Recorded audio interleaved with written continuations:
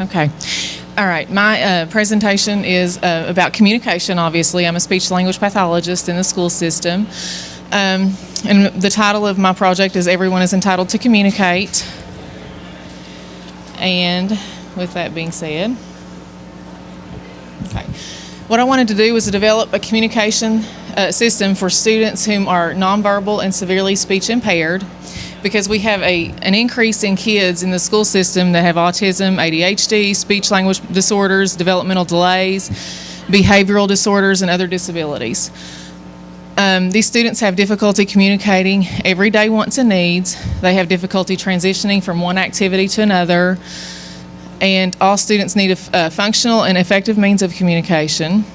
And we notice that our special education caseloads are increasing each year. And then we have more parents and kids that are needing, and some are wanting, more one-on-one assistance daily, because these students, but the students become too dependent on having someone there with them all day, every day, to communicate and to do academic work. Okay, so the plan of action was to teach nonverbal kids the process of communication using PECS, which is a picture exchange communication process. We use pictures and notebooks that travel everywhere with them at school, home, and in the community. Had to use board maker pictures because they are the same universal colored pictures that are used in higher tech communication apps, devices, and programs. Once the communication process is learned, students can move up or advance to a more compact communication app or device, because there are many different apps now that you can get on an iPad or something like that is much more easy to help me. They're much more easy to get around with, so to speak, and you have more vocabulary at hand. Rather, I'm going to show you a PECS book in a minute, and once the child learns so much vocabulary, the pictures become cumbersome. Picture schedules will also be made and implemented in the classrooms to help with completing the tasks, transitioning needs, and to help all students visualize their schedules. Because I have a lot of kids that will constantly ask their teachers, is it time for speech? Is it time for speech? Or is it time for lunch? Is it time for snack?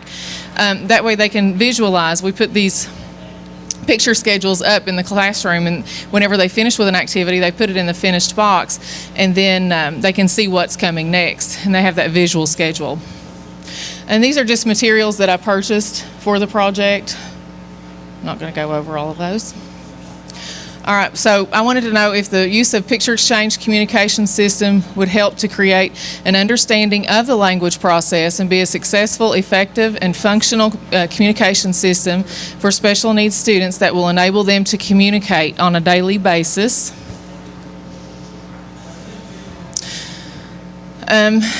Each student would have a PECS book and learn to use it independently to communicate their wants and needs successfully with multiple communication partners, meaning they would start out with me and then maybe a teaching assistant and the teacher and then peers and things like that. Students will transition from one activity to another without negative behaviors, because some students with special needs, they do not like to stop one activity to move on to the next. And then students will manipulate their own daily schedule to know when an activity is finished and what happens next. And this is just a daily schedule. And I did that before I got the color printer. And this is a picture of the communication book itself. And you can see there are a lot of pictures in there already. They move the pictures down to the sentence strip, like if they want, I want a blue lollipop. And then they would give that sentence strip to the communication partner. But it gives them a voice because they don't have any means of communication other than gesturing. These are just some posters that we use for the different PECS phases, and there's a 4-step error correction process in teaching the PECS communication system. And those just were posted in the room to help teachers know what to do. When asking the teachers about using PECS, here's some of their responses. Elementary teachers would say, he's using his pictures to communicate with me and the other adults in the classroom. But then after they get more and more vocabulary, you would hear, there are so many pictures to try and keep up with. It gets cumbersome carrying a book of pictures around all the time, and he often has to flip through pages several times before he can find the picture he's looking for. And when you're talking about a child in kindergarten, it is harder for them to put pictures back where they go. There is a process that you can keep up with them, but it is more difficult for little kids. The pictures are sometimes missing from his book. He's not sure if they're losing them or taking them out. He's trying to use words verbally more frequently, and the teacher said that she is understanding some of what he was saying. The picture schedule is helping all the other students in the classroom. Interruptions have declined. And the high school teacher, you're talking about a senior who is nonverbal. He uses mostly gestures and his own developmental signs to communicate, but I wanted to see the difference in trying to teach him versus a kindergarten child how to use PECS. Well, the teacher said he's not wanting to use his pictures to communicate at all. Every time we get his book out, he pushes it to the side and shakes his head no. We've even tried using the communication app on his iPad, and he just kept turning it off because he doesn't want anything to do with that. And he would even delete the app. He continues to rely on his gestures and made-up signs to communicate with the teachers and peers. Parents continue to encourage the use of signs and gestures at that age, and he just has no desire to use those pictures for communication because he's relied so heavily on doing his own thing for so long. And then the parents' input. You have the elementary student, obviously. The parent is very pleased with his ability to communicate with the teachers and with them at home. And then the high school parent, she would love for him to learn to use a device or an iPad or something to communicate with others because he is getting ready to go out and try and do some work with adults and things. She said that she apologized to me and said that they've understood him and they haven't pushed him to learn new ways of communication. And the mommy in me understands that. He's very strong-willed and set in his ways, and mom always knows what he wants and needs and can figure out what he's trying to tell her. So he relies on mom a lot to communicate with others that he is not familiar with. So what I learned is you cannot teach an old dog new tricks. Such as the senior, you can't try and teach him communication when he already has his own developed system. Early intervention is so important in developing the communication system. The earlier the better. You could even use this with toddlers, like 1-2-year-olds.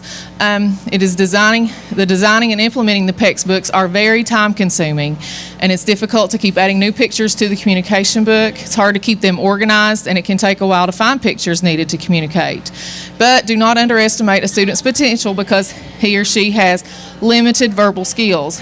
A lot of times, I have heard teachers say, oh, he needs to be in an FMD unit, and if you guys are here, y'all know what that is.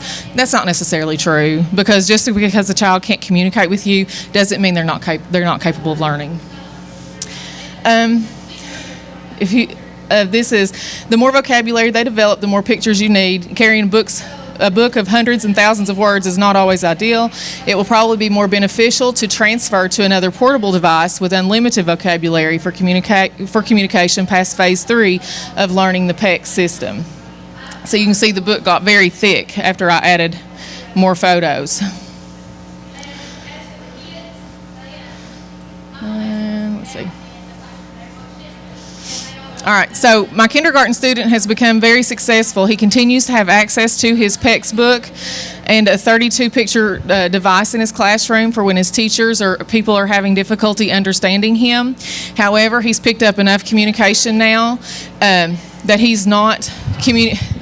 is now communicating mostly through verbal skills.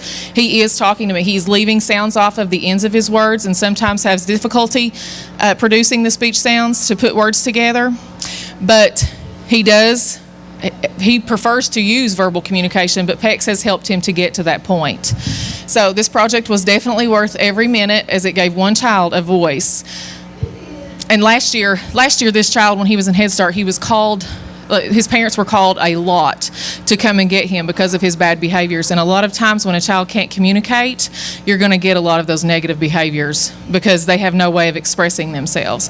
So I kind of wish I could have got a hold of him last year. That's all.